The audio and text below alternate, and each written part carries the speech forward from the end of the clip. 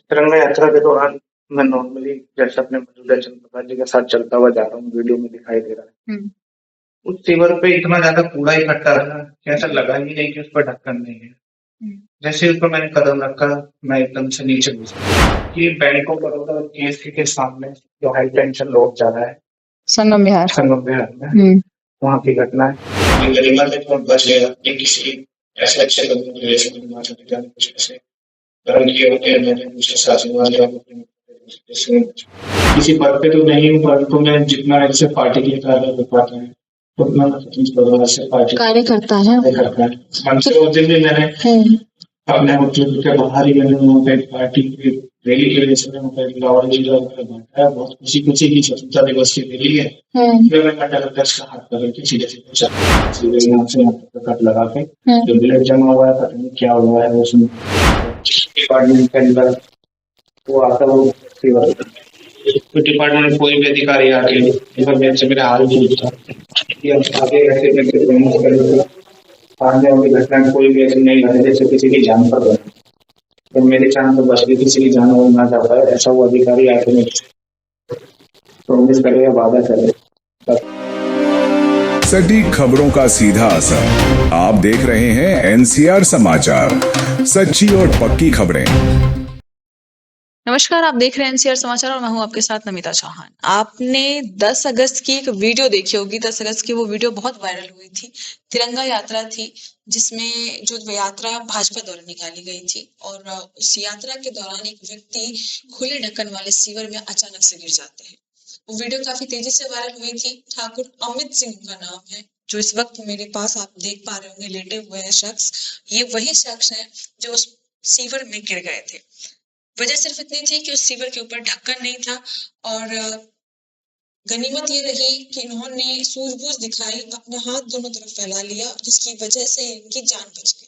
हालांकि इस वक्त इनको काफी चोटें आई हैं, गले में टांके लगे हुए हैं, हाथ पर आप देख सकते हैं लगातार इनको ग्लूकोज चढ़ाया जा रहा है और पैरों में भी मांस फट गया है, जिसकी वजह से पैरों में भी काफी ज्यादा जख्म है। तस्वीरें थोड़ी ज्यादा भयानक हो सकती है, थोड़ी ज्यादा अचंभित करने वाली हो सकती है, इसलिए हम आपको खुले घाव नहीं दिखा सकते हैं। सीधे व्यक्ति से बातचीत करते हैं, मरीज से बात करते हैं कि आखिर उनका क्या कहना है और क्या हुआ था उस दिन। क्या हुआ था उस दिन? हमारे मंडल 168 के द्वारा तिरंगा यात्रा निकाली जा रही थी। उस तिरंगा यात्रा के दौरान मैं नॉर्मली जैसे अपने मौजूदा चंद्रप्रकाश जी के साथ चलता हुआ जा रहा हूँ, वीडियो में दिखाई दे रहा है। उस सीवर पे इतना ज्यादा कूड़ा इकट्ठा रहा कि ऐसा लगा ही नहीं कि उस पर ढक्कन नहीं है। जैसे उस पर मैंने कदम रखा, मैं एकदम से नीचे घुस गया।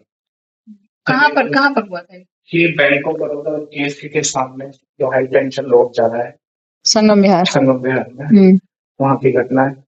तो एक सेकंड के अंदर तो मुझे लगा कि अब मैं नहीं बचूंगा, मर जाऊंगा, परंतु परमात्मा मेरे साथ था, जिससे कि मैंने अपना आधा शरीर ढक्कन के अंदर सीवर के अंदर जाने के बाद में रोड की तरफ फैला के अपने अपर बॉडी को बचाया। जैसे मेरा फोन भी टूट गया, मेरी टांग में मांस फट गया, मेरे गले में चोट आई। जब मैं अपने घर पहुंचा तो मुझे इतनी ज्यादा एंजाइटी हुई, मुझे समझ में बस मुझे लेना चाहा। मैं ट्रेन की तरफ आके सो गया, परंतु जब मैं सुबह उठा मेरी पूरी प्रदर्शन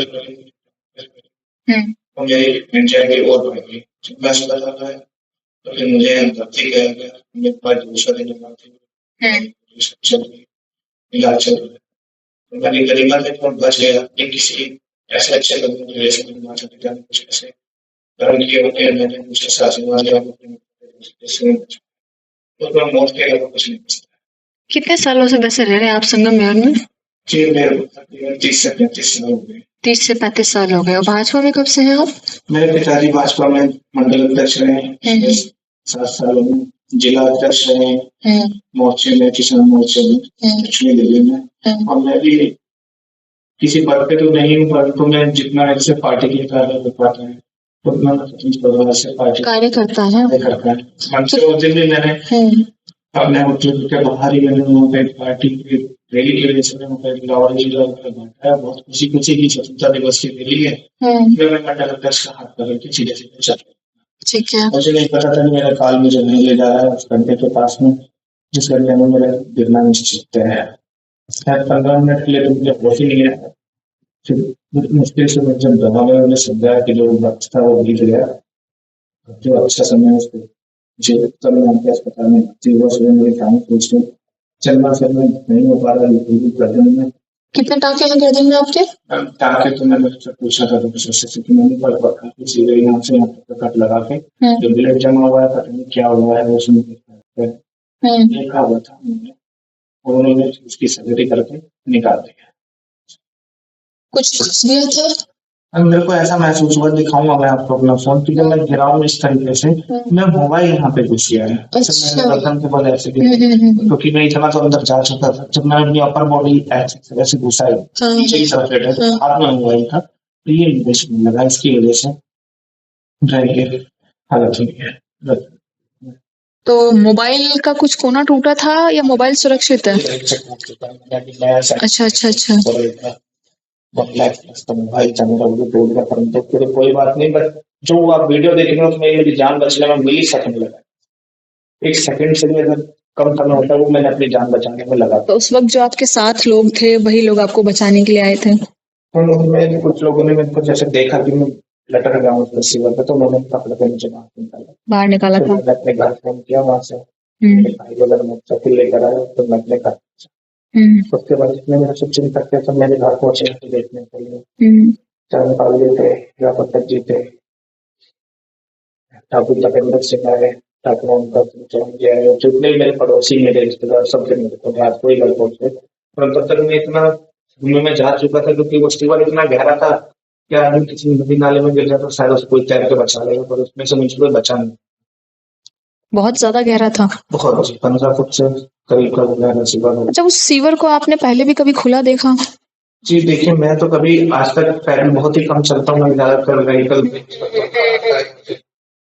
बस ऑटो से किया, तो पहली बार मैं उस यात्रा के दौरान उस तरफ मुड़ा हूँ, परंतु मेरे को सुनने में ये आया कि वो काफी, क्योंकि आप देखेंगे केस का स्कूल सामने ही है, बैंक भी दो सामने ही। हाँ, जहाँ तक मुझे याद है जिस सीवर की आप बात कर रहे हैं वो फुटपाथ पर है।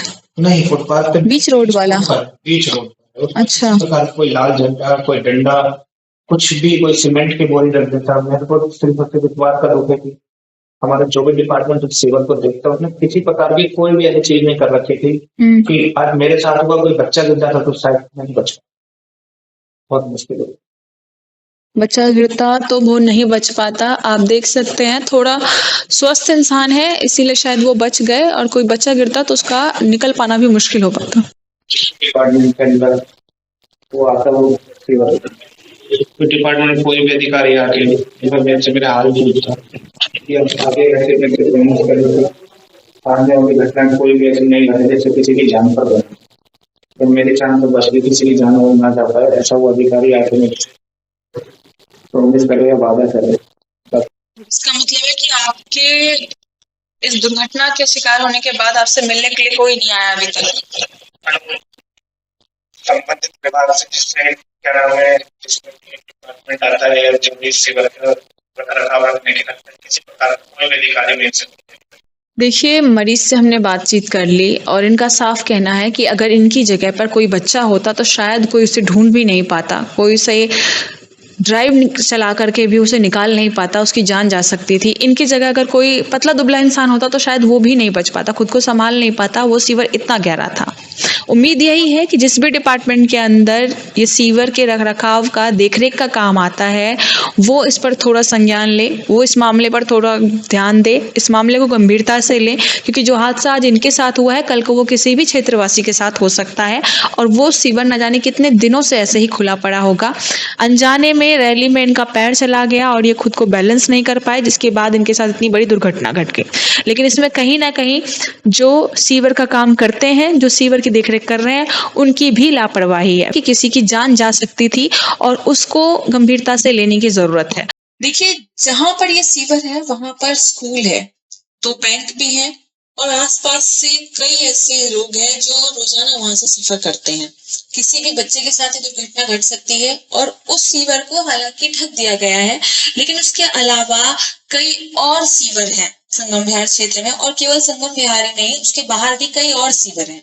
सभी सीवरों पर जो मौजूदा अधिकारी हैं, जिनकी देखरेख में वो काम आता है, उनको ध्यान देने की जरूरत है, क्योंकि जरूरी नहीं कि पिछली सरकार को ही हर बात के लिए दोष दिया जाए।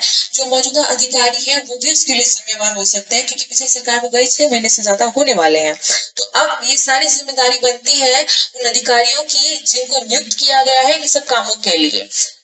उम्मीद यही है कि आने वाले समय में ऐसी दोबारा से कोई भी दुर्घटना नहीं होगी, और जितने भी सीवर, चाहे वो संगम विहार क्षेत्र के हो, चाहे वो किसी और क्षेत्र के हो या मेन रोड के हो, उन सभी के ढक्कनों का रिपेयरिंग का काम किया जाएगा। अगर वो खराब है तो उनमें वहां दूसरे ढक्कन डाले जाएंगे, और जो भी जरूरी काम बनते हैं उसके लिए वो काम किए जाएंगे।